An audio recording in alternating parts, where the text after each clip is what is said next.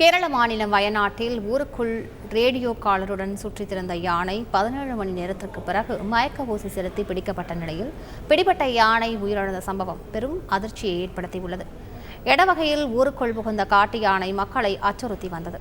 Radio collar பொருத்தப்பட்ட அந்த யானை கர்நாடக மாநிலம் பந்திப்பூர் காட்டிலிருந்து நீண்ட தூரம் நடந்து வந்து கேரளத்தின் எடவடைக்குள் சுற்றித் திரிந்த நிலையில் குடியிருப்பு பகுதியிலிருந்து வெளியேறாததால் மயக்க ஊசி மருந்து செலுத்தி பிடிக்க வயநாடு ஆட்சியர் ரேணுராஜ் வனத்துறைக்கு உத்தரவிட்டார். 3 கும்கி யானைகள் வரவழைக்கப்பட்டு அவற்றின் உதவியுடனும் 3 முறை மயக்க ஊசி செலுத்தியும் யானை பிடிக்கப்பட்டு தொடர்ந்து கர்நாடக மாநிலத்திற்கு கொண்டு செல்லப்பட்டது. ஆனால் செல்லும் வழியிலேயே யானை மயங்கிய நிலையில் ராமபுரம் யானைகள் பராமரிப்பு முகாமிற்கு கொண்டு செல்லப்பட்டது. அங்கு சிகிச்சை அளித்துவிட்டு பின்னர் வனப்பகுதியில் யானையை விடலாம் என திட்டமிடப்பட்டு இருந்த நிலையில் யானை பரிதாபகரமாக உயிரிழந்தது.